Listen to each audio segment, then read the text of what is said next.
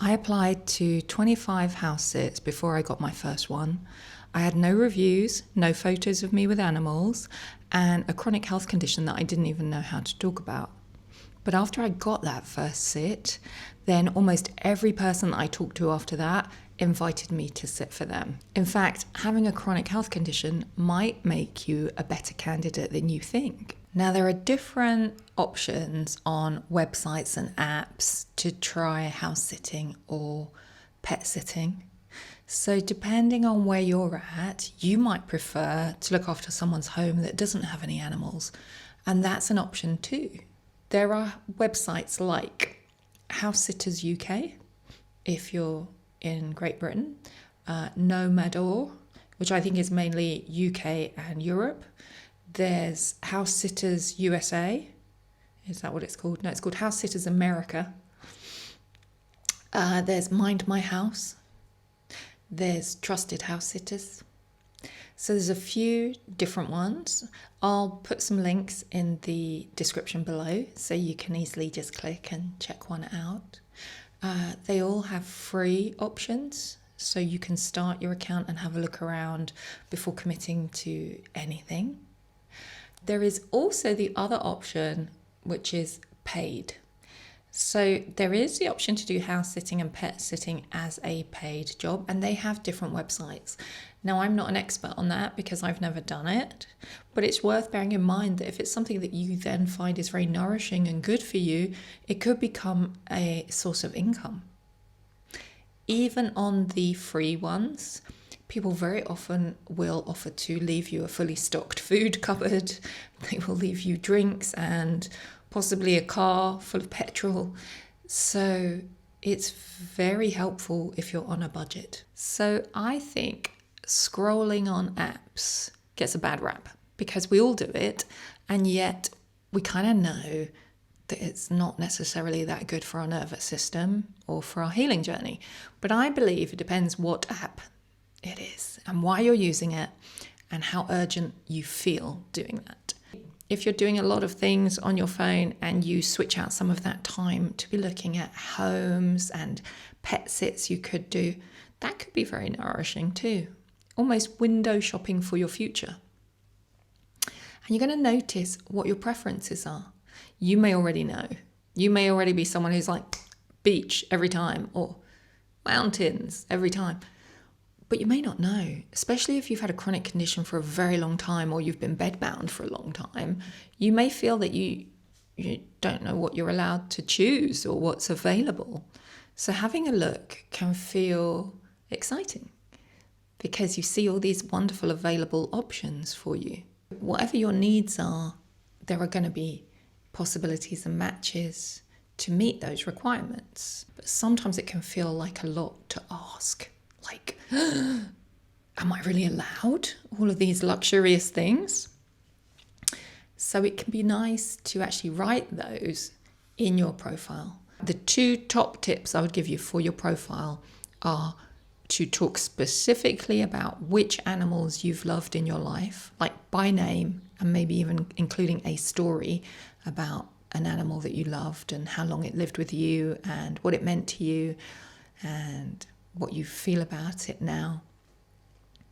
And mention if you're bringing an animal with you. So if you're someone with a dog, you might do this and take your dog with you. That's very welcome.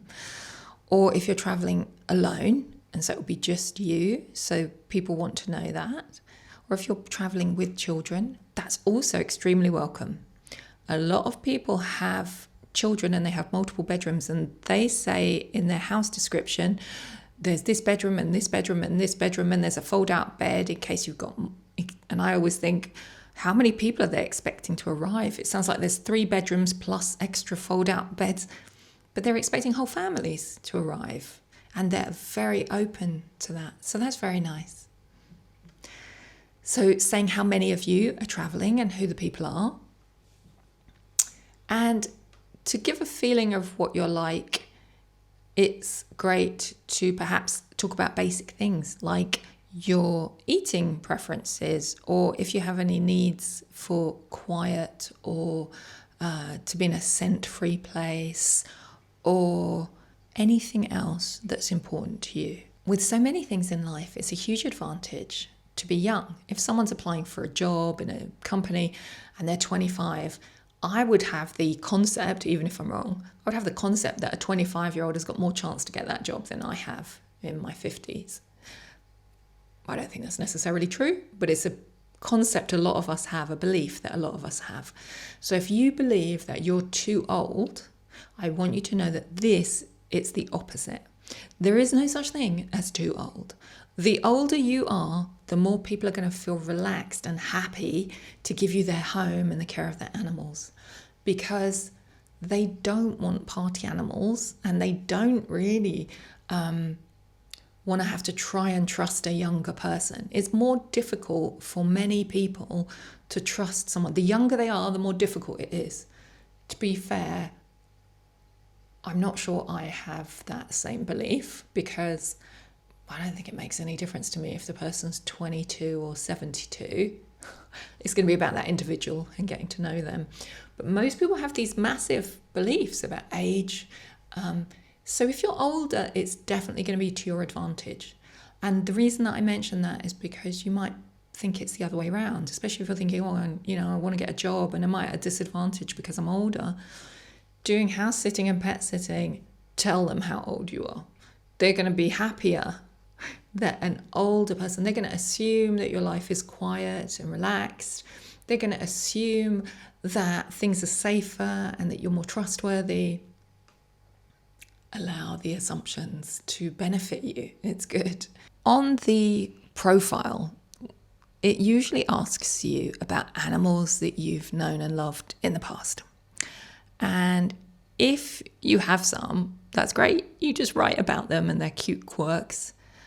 But one thing that I had was I had looked after lots of animals because I'd lived in Spain, for example, and people, if they know you're British, they bring you stray animals. Even if you're not an animal lover, the stereotype had travelled to Spain before I lived there. So just by being British and people around knowing that, I would, not regularly, but at least once or twice a year, there would be a box of animals on my doorstep. And I had a son, so I couldn't just take them to a shelter. My son would be like, we have to keep them. And it'd be, one time it was 9 puppies, another time it was a box of kittens. So I'd quite often have a few weeks of trying to keep these tiny creatures alive. I don't have photos of those animals, and I only have some photos of recent animals that have been in my life. So on these websites, they have a space like, describe your pet that you loved and had, and and put a photo of it. And I thought, yeah, okay. Well, as I go along doing this house sitting and pet sitting, I will get photos of me doing it. But what I did at the beginning was I just used Pics off of Google search. So I found pics that actually looked the same as the animal I was referring to. So I had an amazing fluffy rabbit at one point that I lived in Spain that I adored. She used to live in my dressing gown pocket most of the time. I had a soft fleece dressing gown, and when she was a tiny little baby rabbit, she was only about this big and she fitted in my pocket. So she'd just like sleep in my pocket and I'd walk around the house. I'd be sitting down working, and we have photos of me with this rabbit poking her head out of my pocket. So I found a photo on Google of a long-haired dwarf rabbit that looked exactly the same as her, and then I used that on my profile. So these kind of things, I'm trying to show things that are true about me, but I might not have the photos. So that was a workaround that I used at the beginning. Now my profile's got lots of photos of me with animals that I've looked after through that website. The thing I didn't realise was how much house sitting and pet sitting would give to me. It was at a time in my life when I felt low and that I couldn't be productive or work. So it helped my self-worth for people to value me and trust me with their homes and their treasured animals. So not only was it nourishing for me to be with those animals, it was also healing for me to have those humans put their trust in me. So if you're at the beginning of thinking about this, it can seem like a lot.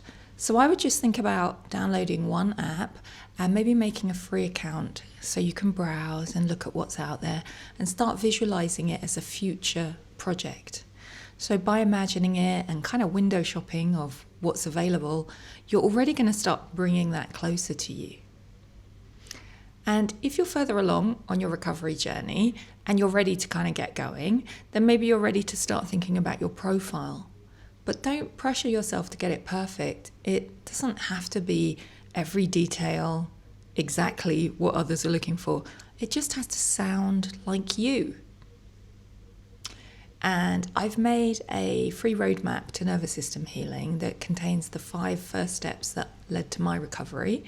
So I'll link for you below to that so you can grab it for free. It also links to a free private meditations library which doesn't have any adverts.